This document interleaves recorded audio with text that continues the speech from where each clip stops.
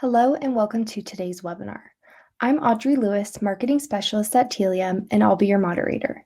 Before we get started, I'd like to go over a few housekeeping items. This webinar will last approximately 45 minutes and will be recorded. The recording and slides will also be made available after the session. Next, we have some related resources available for you in the attachments and links section of the platform, so please feel free to engage with them at any point. Lastly, this is the fourth session in our 5-part Masterclass series on preparing for life beyond the third-party cookie. This series is geared to help advertising, analytics, and customer experience professionals not only survive, but also thrive in the cookieless world. Our next and final Masterclass will be on July 15th, and we'll recap the key takeaways from the entire series. You can register for that session, again, using the links in the attachments below. And now on to today's presenters. Malti Mirage is Senior Counsel at Telium. She has worked at Telium for the past 7 years. During this time, she has helped guide Telium's data privacy initiatives, including Telium's privacy policies, procedures, and overall privacy posture. Julian Lorente is Telium's Director of Product specifically for data privacy. Julian brings a wealth of knowledge on data privacy as he spent the last several years navigating GDPR at the Lufthansa Group, where he was also responsible for the harmonization of web data. He also has a master's in data science. Ted Spikas is the America's RVP of Telium Solution Consultants. He has 20 years of experience in engineering, architecture, digital marketing, social, SaaS, telephony, ITSM, Lean IT, and automated quality assurance technologies. Prior to joining Telium, Ted worked in a number of senior-level advisory positions for Computer Associates and Hewlett-Packard, where his focus was centered on building centers of excellence within the financial, healthcare, technology, and retail industries. And with that, let's get started. Ted, over to you.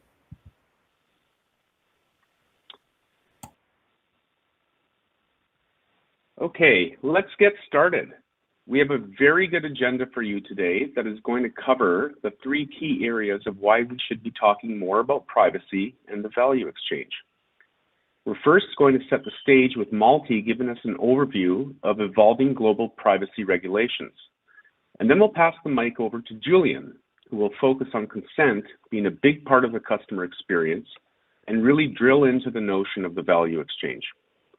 Then I'll take us to the conclusion with a short piece on the technical solution and architecture that applies to these strategic discussions. At the end of the presentation, you'll be provided with a set of additional resources.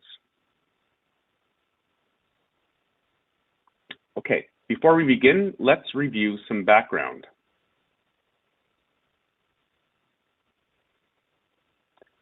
Much of our presentation today will be zeroing in on how privacy regulations have become synonymous with a good customer experience. We're well into 2021, and we've been talking about these new regulations, such as GDPR and CCPA, for quite some time. Marketers now know that privacy is integral to the marketing strategies that we're designing. It's not just about trying to avoid fines anymore, and it's not just about trying to avoid a dramatic data breach. Privacy is a right in the modern marketing landscape, and the conversation has moved to looking at privacy through the lens of the brand as it relates to the consumer in some very specific ways. The table stakes today are about looking at privacy as a new tool to create trust with your consumers and create a positive experience that will last a lifetime.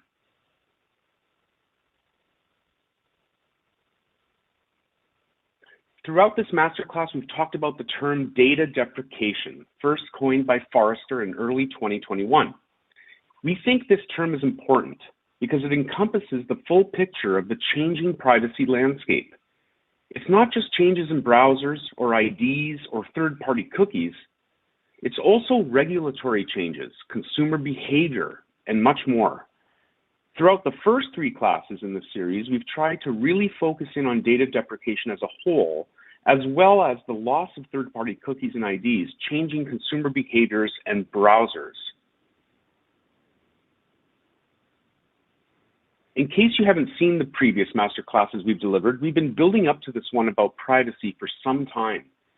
In the 2 previous masterclasses, we focused on a couple of related topics. The loss of third-party cookies is number 1. The industry as a whole made the move away from third-party cookies or is planning to by 2022, if you think about Google Chrome. Additionally, other identifiers used along with third-party cookies are also becoming more restricted, like the IDFA, which is the identifier used on Apple devices for targeting and measurement. Apple's iOS 14 has given users more privacy control by preventing advertisers from being able to track off-platform actions across the web via third-party browser cookies. Secondly, major browsers like Safari, Chrome, and Firefox are putting heightened controls in place in order to give more consumers options over their privacy and web experience. So today, we're going to hit that third pillar of the topic set, new and evolving regulatory laws over customer data. So keeping pace with the momentum of GDPR, new regulations will continue to impact how data can be collected and used by brands. We have a slide that we often leverage that showcases all of the major data privacy regulations that have either been proposed or are in effect across the globe, and each and every time we leverage it, we also need to update it to reflect new changes or updated regulations. It's a fast-moving space. The global trend is now squarely focused on protecting consumer privacy and giving consumers back control of their personal data. All of these privacy changes are ultimately pushing marketers to do a better job in gaining consent, control, and visibility into what data is coming into the business and building first-party relationships with their customers.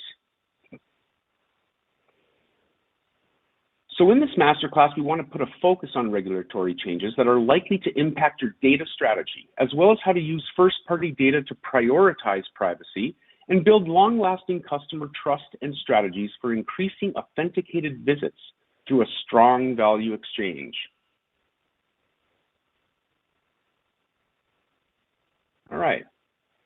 Malti, I'm going to pass the ball over to you to give us an overview of the evolving global privacy regulations in this year.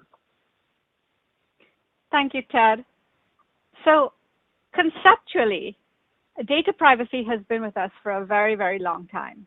The very first national law was passed in 1973 by Sweden in the Data Act.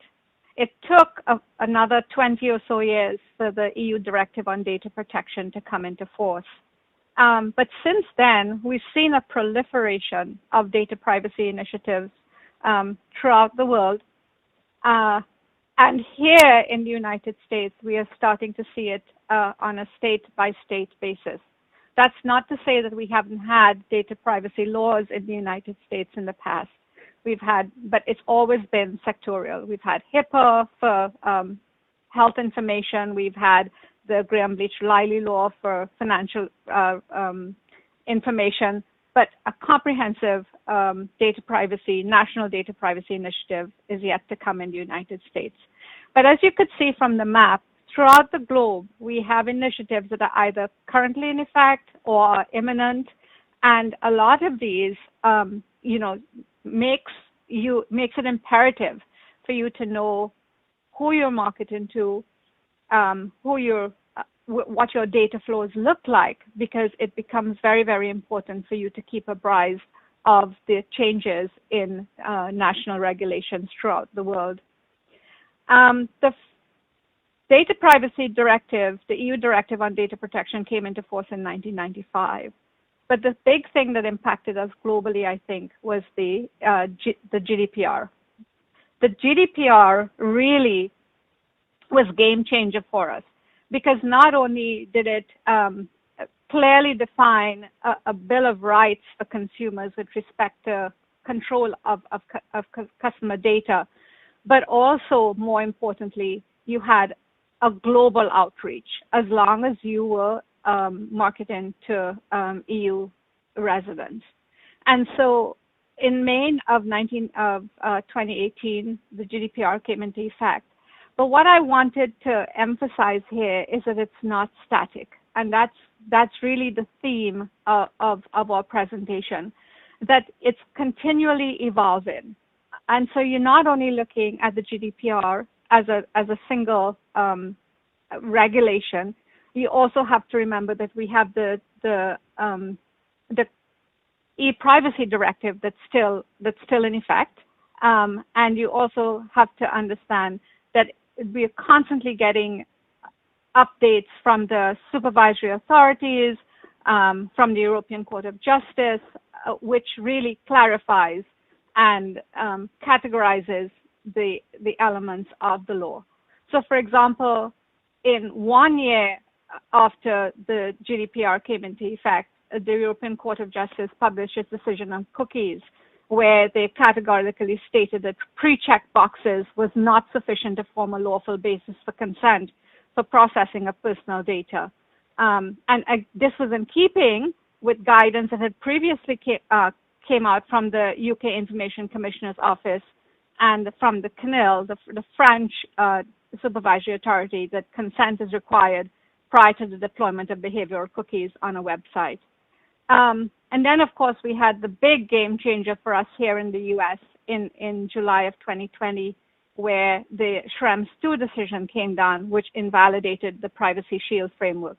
So it's essentially saying that we need to have something more in order to have the transmission of personal data from the EU into the US. We relied on the standard contractual clauses in most cases, and just this last week, we had the new version of the standard contractual clauses being published. And part of that, of course, was the need for people to look at whether or not they need additional confirmations within their contracts in order to comply with the obligations under Schrems II.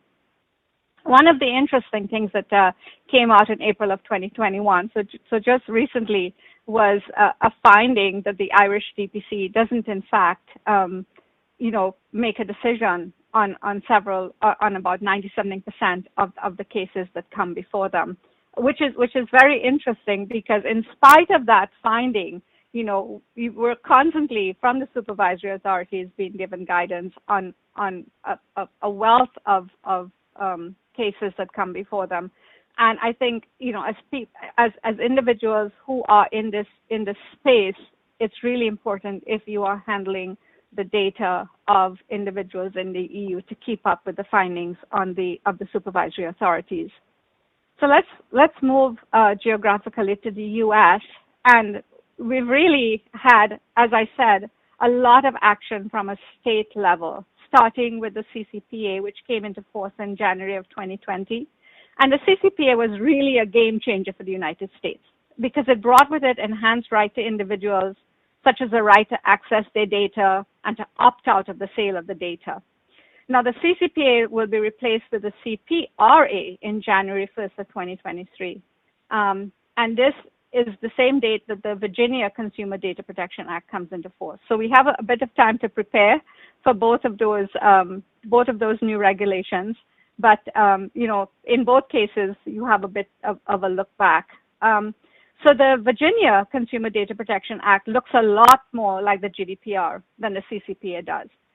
It even uses similar terminology, like things like personal data, controller, processor. Those are all very similar concepts. And the Virginia Act gives the individuals similar rights, the right to access, the right to correct, the right to delete, to know, and to opt out of the sale and processing for targeted advertising purposes. Now, the CPRA, to go back to the new California initiative, it provides Californians with the right to opt out of the sharing of their personal information for the purpose of cross-context behavioral advertising. But the Virginia Act goes a step further, and it actually grants Virginia residents the right to opt out of any processing of their personal data for targeted advertising. One of the things that the Virginia Act also introduces is the concept of sensitive data, which is very much like the concept of sensitive data under the GDPR. And so things like religious belief and precise geolocation data or considered sensitive data under the VCDPA. And for those, you need clear affirmative consent to process. One of the important things that you need to keep in mind as well is that these laws come with an amount of teeth that we didn't have previously, even going back to the EU Data Protection Directive, so that the fines are much greater, just like the GDPR. The fines are much greater, but also the CCPA gives a private right of action for failure to provide sufficient security. The VCDPA does not have a private right of action. The Attorney General is charged with bringing any action under the regulation, but still, you have enough for you to worry about to make sure that that you are in fact compliant with the Virginia Consumer Data Protection Act. We have a lot of things going around with other states as well, privacy initiatives around the country. And of course, we've had many proposals coming out of the. It's still something that it's not definitive yet. So the big takeaway here is that you can't just say set it and forget it. It's a constantly evolving landscape, and you have to keep apprised of what changes are happening. You have to be aware of what the regulators are saying. I think if it's one of the biggest things that is my takeaway from this conversation is be aware of the decisions coming out of the supervisory authorities. Be aware of the decisions coming out of the state attorney generals, because these are the things that are really going to guide you in the minutia of how to comply with the regulations. So this is not something that it's not something that it's not stratified. It's not something that only legal and privacy teams have to worry about. It really comes down to decisions that the marketers make, the decisions that the people at the front line make regarding how consumer data is treated and how consents are obtained. It's not a team effort. It's an effort that has to take place throughout the organization. So basically, it's important, especially in light of all of the changes that are being made by the industry itself in order to comply with the regulations, that we put them all together and look at the regulations now, not just as the thing we have to reach to, but it's almost as though the regulations are a floor. It's not a ceiling. And so, you've got the basic compliance efforts that you have to make, but above and beyond that, we have to look at how we're marketing to consumers, how we're obtaining consent. And I'm going to turn it over to Julian now, because he is going to really do a deep dive into how marketers can actually build trust throughout the value exchange. Julian? Beautiful. Thank you, Multi. Always a pleasure to hear you talking about legal updates and all the nitty-gritty details that we need to understand in order to be not only compliant, but efficient in the way we do marketing and all those use cases that we actually want to implement to support our users. So yes, let's pick it up from here and take the main takeaway that we had from the legal part, which is we need to constantly evolve in our space, majorly because of technology changes and regulatory changes that we have. We need to adapt to those, but as well, we have to adapt to the users and how they actually interact with our pages, content management, and actually how they actually go through the journey on your pages so that you can achieve the best result for your use cases. So as we know, and as we covered in the other webinars, better to say masterclasses that we did, we now know that in order to continue to do advertisement, as an example, we will require more PII data in general to be processed. So the level of trust that our user base has to provide to us will be even higher and higher. This can be seen right here pretty easy on the so-called funnel of trust that represents each and different stage that we go through, even by ourselves while visiting any given page. If it's the first time we visit a page, for example, you will see on the bottom line that content is the first level of trust that you will have by interacting with that page, because you don't know the service yet that they provide, the product or the article that you're going to read, and the content manager will pop up. So the first decision that our users actually have to take is, do they trust us in order to provide content and opt in, or don't they trust us and they will provide an opt out? Now, the next level of trust that we will achieve will be, I know the page now, I surf through it, there is a service that I like, they provide actual benefits, now I want to register on the page, or I want to register for an event, for a newsletter, any kind of interaction where I need to identify myself will be the second level, as well as it accounts for login. Then it goes to declared data. So co-creation of data, that means that me as a user, I want to provide more information to the data controller, so to the website owner, for example, because I just trust them and I want to give them more information about myself, as I want to identify myself in order to use better services or have better personalization, which is the last level of trust that we have. Why this is so important is because the way we're doing content management actually just focused on the first part, which is content in it by itself. But content will be relevant within or throughout each stage of trust that we will see in a couple of seconds in the other slides, and what I mean with that. And what you see as well is the kind of themes or flavors that we have that are requiring different level of trust, such as advertisement on the far left side that you see, that requires actually every level. There are different ways of using advertisements, what some require consent. Most of them will require nowadays an identification of the user. And in order to personalize it, it needs the highest level of trust. Same goes to subscription acquisition. So if I want to acquire more subscription, more logins, I actually need first consent to gain insights and gather insights to actually understand my user base a little bit better. And then it goes into retention of those that already identified in order to keep them on my platform, keep them using my services, and create a good level of understanding.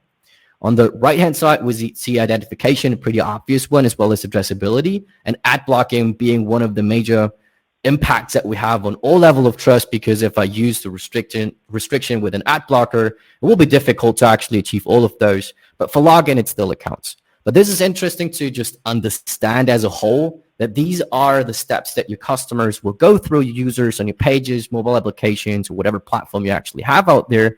And these are the levels that we go through by ourselves as well.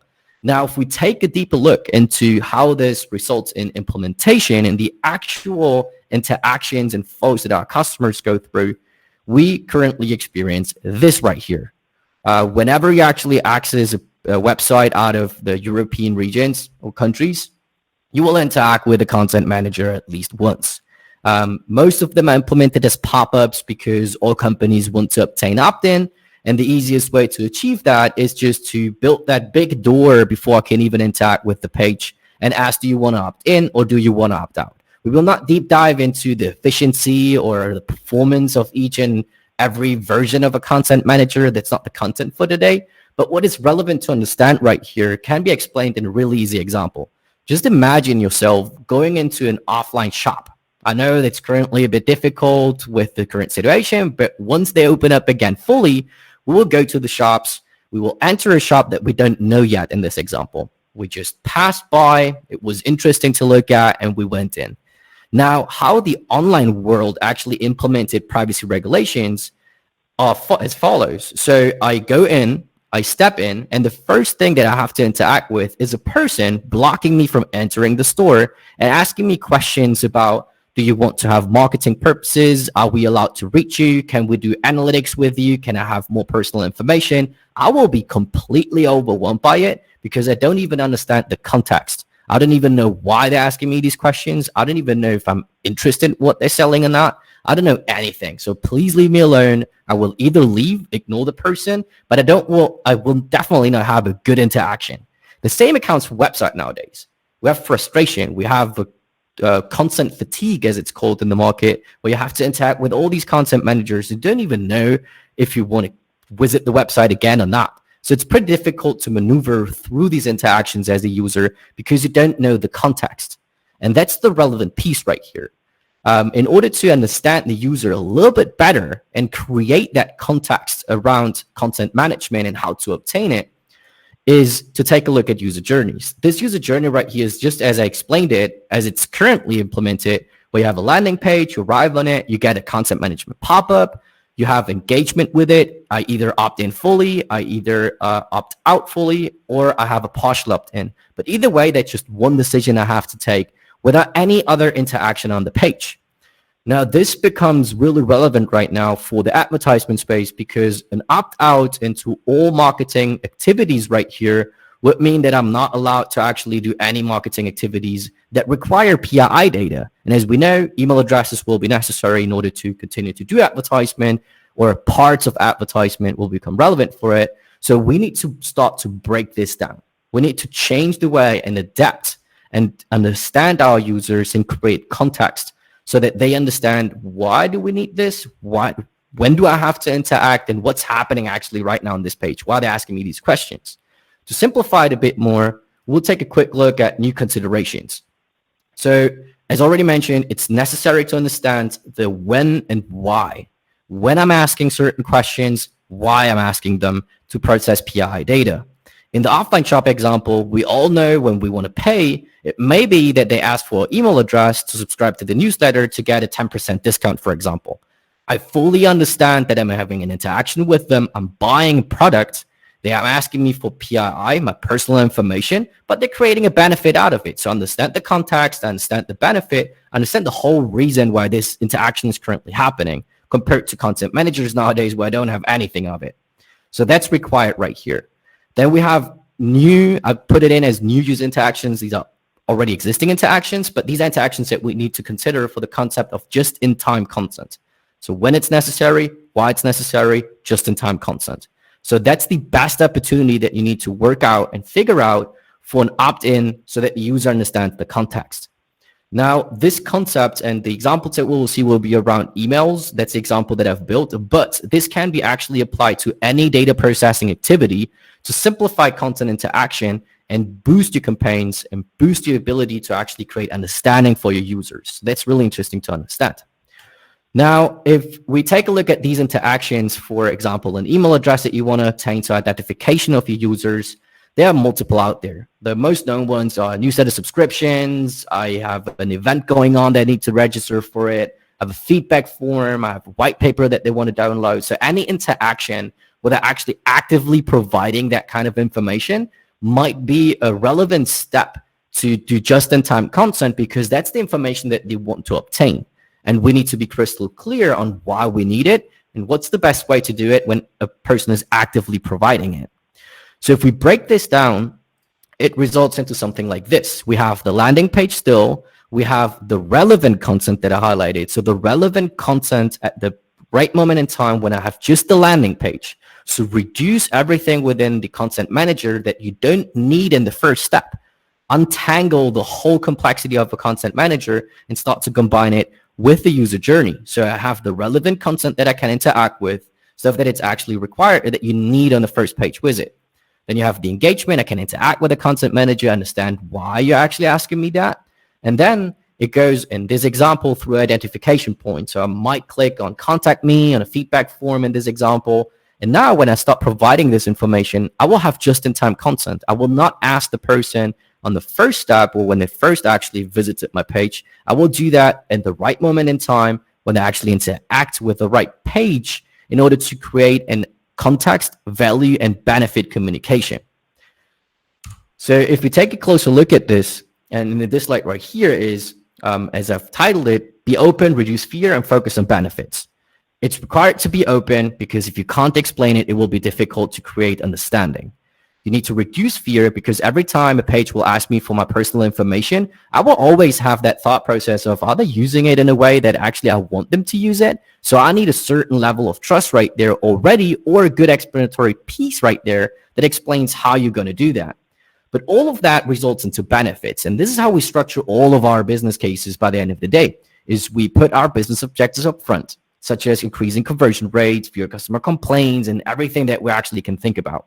Then we go through the personalization lens, is how can we actually achieve these goals that we have. And then we have an output. But that personalized output is what we need to flip. The user is only interested in the output.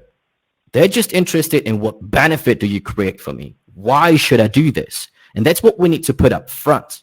Combined with the context that relates into really good understanding and a boost into your content management practices, because now you don't have just one single big door that you're trying to open and close.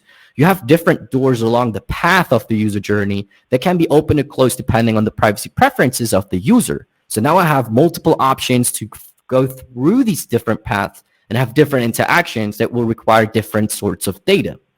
Now, if we take a look at an example, and this is pretty much simplified, so you should not take this as legal consulting service right here. This is just food for thoughts so that you can trigger your thought process and can see how can we apply this to our own user journeys that we can work out and combine with content. So in this example, I just have a page. It's just an example page right here. What first will happen is the content manager. As mentioned, there will always be relevant use cases for asking content right there. It may be that you can simplify it in a way that you don't even require a content manager anymore, but that will be a bit difficult, but still possible. Where you have these different categories, but remember, you will only ask for what's required at that step. You will not ask for something that might happen later or where you don't even have the information, where you just want to have a blank content to just achieve more data. So right here, we have this question. Now, if we follow along the user journey that I just described, I continue on the website and now I'm interested in the products. I want to contact them. I want to actually get into an interaction with them, even a phone call, email, whatever. In this example, I provide my name, my email address, and some sort of question. As mentioned, this is a simplified example. So in here, I just created a little mock-up. I provided my name and all my personal information, and now I get a small just-in-time content pop-up that it's actually providing the context and information for me to understand why am I actually, first of all, seeing this and what's happening, what benefit do I get? So in the blue mark text, I actually put a description for why. So we notice you're interested in our services and would love to use your personal information, such as your email address, to improve the quality of our advertising. So we want to use that information for one specific case. Now, I added another blurb in text where I actually want to create a little bit of understanding for the benefit, which is the user should be aware that advertisement will still continue in case that we actually have advertisement on the page. But what we want to do is, with the opt-in, is create the benefit that we can tailor it to their interest. I know it's a pretty simplified case, but this, as mentioned, is just an example that you can use for any given case. So create an actual benefit around an understanding for why you're actually asking it, what's happening. And for me personally, one of the most important steps is the third part, which is the level of trust that you need to create. We know that we need to protect personal information at every stage of processing. So we're fully aware that the email address is really important because you use that to identify nearly every platform nowadays. So there's a really high relevance for me that it not be leaked or used malicious or any given way. So what we do right here is give them the level of trust to let them understand that we protect the data. And we do this by, and you might insert there your level of protection, such as anonymization, pseudonymization, whatever you actually do to protect it, so that none of this information will be fully known to any third party. So we still will need it, but we will create a benefit and it's protected. So now I have the context around why this is happening, understand the benefit, and I don't have to try to manage and understand all this in my first page visit where I didn't even provide such kind of information. So this is a way how you can actually focus on the user journey, break it down, map it to content requirements, reduce your big door content management that you have implemented right now, and just start with just-in-time content at the right moment in time with the right descriptions. Now, the last slide that I want to share with you, another kind of idea to put into your minds is diversify to create more benefits for opt-ins. What that means, pretty simple example, we have right here Essex. Essex, you most probably will know them already. They have running supply stuff such as shoes and clothing and stuff like that, all around sports. Now, as a shoe company, they understand that they need to actually build up cases and benefits for their customers so that they can start to identify themselves. So the marketing campaigns are actually tailored around diversifying benefits, and they created, for example, an application that you can track yourself with your running shoes. So now you can actually buy the shoes. I already interacted with the page. I am already interacted with the brand. Now I can download the application. I can identify myself, provide more information because I trust them. I have a really good relation. but I have multiple opportunities along the user journey to create opportunities for opt-ins, context, explanatory pieces for benefits that are absolutely obvious to the end user and will relate to a really good performance of your content strategies by the end of the day by creating trust and the focus around the user journey. So that's a sneak peek into what you can do. Pretty fast we went through it, but as mentioned, that's just food for thought. So it can trigger your understanding, trigger your ideas to create better implementations so that we don't have to interact with hundreds content managers every time we visit a page. I hope I can see this in one of your pages. I'm really interested in it. And now we'll pass over to Tat, who will explain the way forward and the how of all of this. Great. Thanks, Julian, for walking through that most critical part of this new approach involving consent and the value exchange that we all need to consider. Building off of that, now that we know why creating a compelling value exchange with our customers is so important, let's talk about the technology and the architecture that we're going to be working with in this new environment. Okay, so there's three things to consider when we're talking about the value exchange and complying with privacy. This is how we're going to harness the assets that we'll use to deliver a modern customer experience to our business's digital touchpoints. First and foremost, we're going to have to centralize the architecture. In the past, it was common to see consumer data flowing to numerous technology platforms independently as a one-to-one relationship. This naturally led to silos.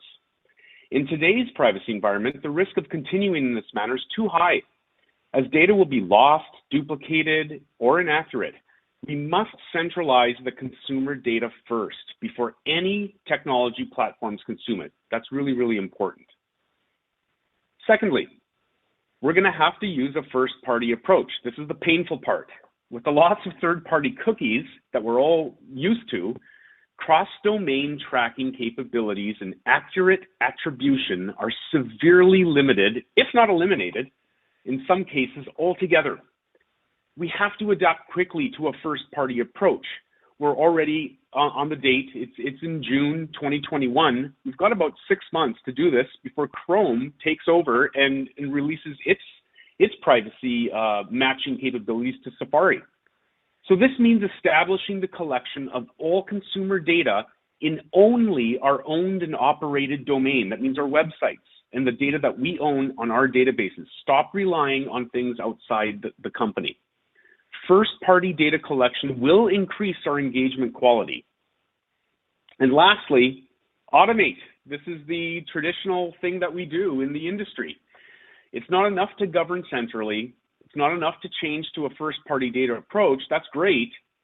But if you're not automating, you're not thinking ahead of the game. We must automate the entire data supply chain that we're forming here, so that we're building, so that the consumer profile is forming and changing in real time.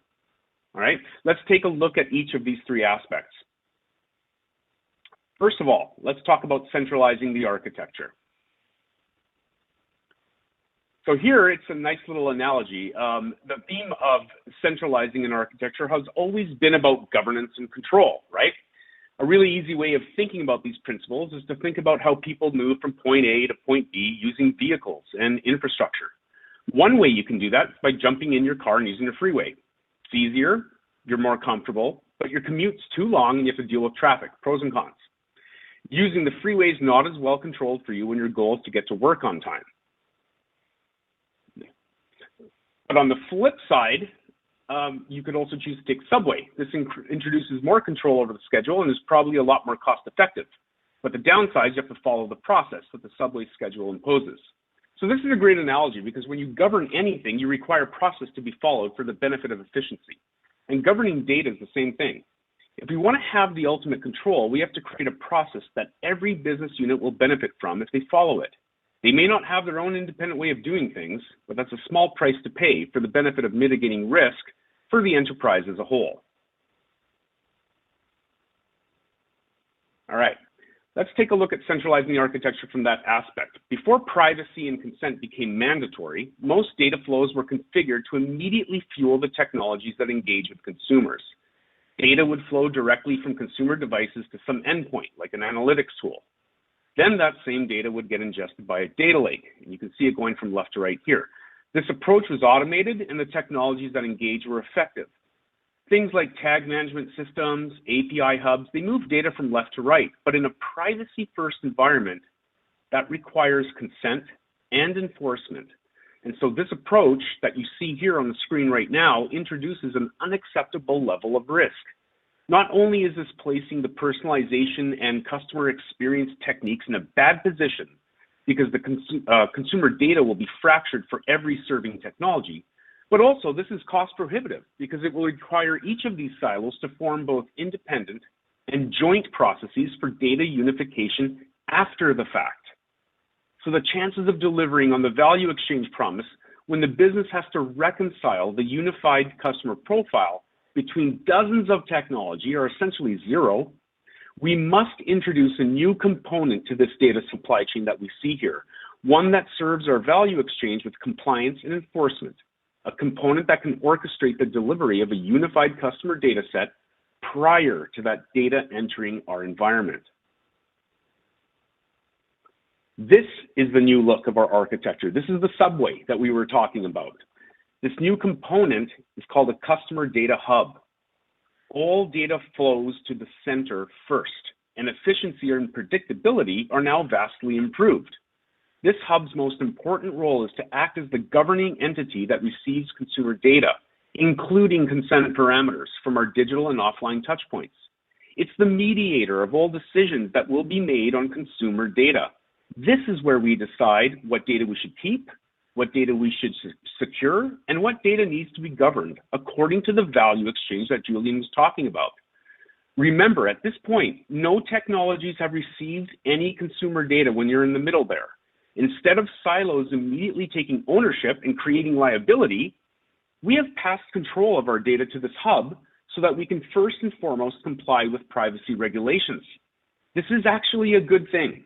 We are not only going to act as a staging area for privacy purposes, but this hub is also going to solve the problem of silo-based inefficiencies once and for all. Now that we've talked about the fundamental architecture in place for consent and privacy compliance, let's pivot to talking about the first-party data approach that we need to adapt for our new strategy in this value exchange. Great diagram here, right? There's three pieces to it. There's the collection part that you see on the left under the blue tab. There's building the real-time profile itself in real time in the middle. And then there's actually taking action on the right. Let's start on the left here with the collection of the first-party data. Focus on this. When we say first-party data approach, what we're talking about is a strategy in which the business owns the responsibility and the technology that is used to collect consumer data and build customer profiles. We're not relying on third-party cookies here. This is first-party stuff. It's the first-party domain because it's owned and operated, and we're not buying data from unknown sources. We're not allowing technologies that we don't own to collect data either. Those are the old ways of doing things, back when privacy wasn't considered. Great time, it was the Wild West, but those days are over now. So we have to adapt, and things can get better from a first-party data approach because since the data in question is automatically approved and compliant, it can be trusted and accurate. We've always been trying to get to this point as an industry. Privacy regulations simply pushed us off the diving board and forced us to take the plunge. That's all. Because now that we have the customer data hub available to us in the middle here, we can effectively design these first-party strategies. It's possible because, we're building the real-time profile. This piece introduces a critically important solution that merges the privacy and marketing efforts in the way that aligns with our centralization strategy. The customer data platform, or as we all know it, the CDP, is in the center, and it acts as the means to receive all customer data, including consent. The idea here is that the CDP is delivering two very important things for us. Number one, it uses identity resolution to stitch together not only the consent parameters received, but also the real-time clickstream behaviors associated with that consent. It's intrinsically tied to everything on the left in real time. So for example, if the value exchange was accepted by the consumer, and the consumer provided consent and identity to the business, the CDP will store that person's profile immediately with all accepted data points associated with the session taking place. So now, instead of sending all this data to the silos right off the bat and enduring the risk associated with managing consent and identity resolution in a silo approach, we now have this taking place once and only once inside the CDP. And that brings us to the third piece, where we take action. Up until now, our digital marketing technologies didn't have the consumer data they needed. Neither did our ML platforms, our warehouses, our lakes, our analytics tools. They were all having a different view of the customer. The data is resident only in the CDP now, but when it comes time to take action, we see that the CDP has afforded us a brand new technique. Since we have data centralized and it's cleansed and it's compliant, why not take the next step to ensure that only that data goes to the marketing technologies that we want in a need-to-know basis, in a controlled, orchestrated fashion? CDPs can do that. This is critical because it places a milestone in our data lineage that both legal teams and digital marketing teams can trust as the quote-unquote first touch, where the customer profile is 100% accurate and functional according to the consent parameters that your customers have chosen. And the marketing technologies are going to benefit from this. The ROI of delivering in a centralized fashion is obvious. We've been doing this for decades, the same kind of approach. But now, marketing technologies in the new era themselves, they're going to become consumers of a trusted source of data. And they can take action in the same way that they've always done. They're just relieved of having to do all of that collection and profiling themselves. So this is where we can really see the possibilities in first-party data strategies, because the CDP is in direct real-time connectivity with all of the sources that produce the data. Let's take a deep dive into the benefits of our new centralized architecture and think of it as a data supply chain. So first-party data design is possible because the tools that are collecting data from sources in the CDP itself, they're owned and operated by the business, as we explained. Thus, the CDP can work with your web servers, the CMS, all those white circles you see on the left, to create and manage first-party cookies for identity and also execute data transmission directly from those white circles to the middle when required. So for example, many pixels that are in use for popular social platforms like Facebook, you can instruct them to fire or to be suppressed according to the consent parameters with this intelligence. This is all made possible through a data layer. This is a piece of architecture that's going to be new to many of us. This data layer represents the governance we need for delivering the first-party data strategies in a compliant fashion. There are the instructions in this data layer. When this appears or when this person clicks on that, do this. So the data layer is the key to governing data, and it allows further and subsequent automation to be possible. The data layer contains the instructions to acquire the consent and track the consumer accordingly. It also contains the technology to transmit the entire engagement to the CDP for persistence based on that consent. We're going to save the data that the consumer tells us to save, and we're going to remember it. So at this point, we're complying with privacy regulations and also receiving data in a first-party manner. We're the ones who are doing it. We own this technology. What's happened here is that the consumer has provided consent, agreed to your value exchange, and both marketing and legal are satisfied that the data is good to go. We've got important identity data, such as an email, which is likely going to be the most popular form of identity moving forward. We've also got a living profile that you see in the center. It's continually being enriched.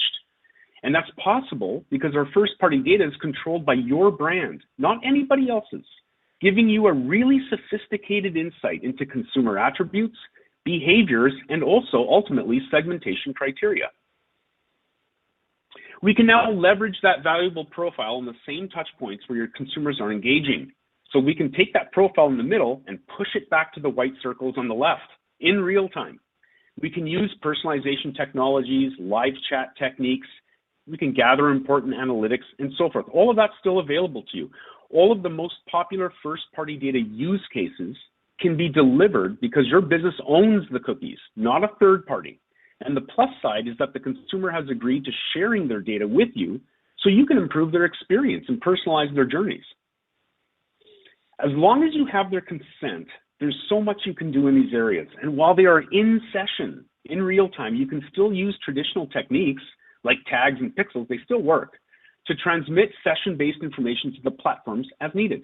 But you can also use a hybrid approach and decide that an API-based technique is more appropriate on the server side. Both approaches are possible. And to choose from that, and from the industry is taking note, offering both tag-based and API data flows to them from a well-designed data supply chain.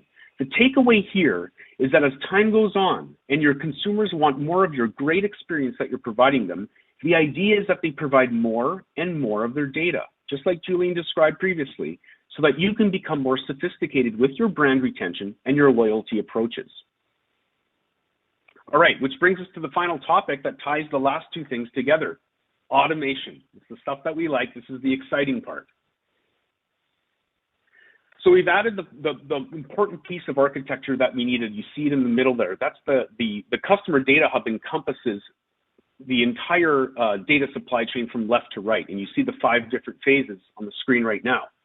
We've seen how first-party data strategies will need to change in response to privacy regulations, leading us to a point where our customer experience and personalization techniques are actually going to improve and really should be thought of as an opportunity, not a challenge. Wrapping it all up in the topic of automation is the important thing to think about here. We know that automation in the traditional sense, regardless of industry, whether you're in marketing or not, is a means of lowering cost and mitigating risk. It's no different here. In fact, it is actually so much more relevant that deciding to automate is practically a mandatory requirement. That is because in order for us to reach the threshold of excellence that today's digital marketer is tasked with doing, we can no longer wait for days for segmentation of our customer data to occur. Digital marketing can't use a data warehouse as the single source of truth for a real-time approach because those assets are frequently outdated. And we've already discussed how the siloed approach, all the white circles on the right, talking directly to all the white circles on the left, that'll give you mixed results. Your email team might be better than your analytics team in keeping a trusted set of data. The other 15 teams that manage their data will vary in their effectiveness across the spectrum. You can't allow that to happen in a privacy-mandated world. And that is why activating this data supply chain from end to end, the moment that customer data surfaces on the left, to the moment that consent is achieved in that data layer, to the moment that it is delivered to the technologies on the right, it's so important. The automation has to be in real time, not just because you want a fancy way to personalize to your customers, but because privacy demands it. So this is what customers expect in 2021 and beyond. Even more importantly, real time becomes mandatory because you've signed essentially a new contract with your customers, one in which their expectations are that you are the steward of this data. When your customers make data subject access requests according to privacy laws, such as the right to modification, the right to access, and the right to erasure, the standard is that you have the most real-time view of their profile. So real-time is just as important from a privacy perspective as it is from a digital marketing perspective. Real-time engagement for the customer experience and real-time personalization. Real-time customer data profiles enriched with a first-party data approach that addresses privacy regulations, modern digital marketing techniques, and the changing landscape of browser restrictions. The automation works for the entire value exchange and ultimately transforms us from using data when we need to thinking of data as a service. That brings us to the end of this part of the discussion. Thank you for listening. Thank you all for joining us today, and thank you to our amazing speakers for sharing such helpful information on how brands can prioritize privacy. Once again, there are some additional resources in the attachment section, so be sure to check those out for more inspiration for your strategy for third-party cookie loss. Thank you again, and have a great day.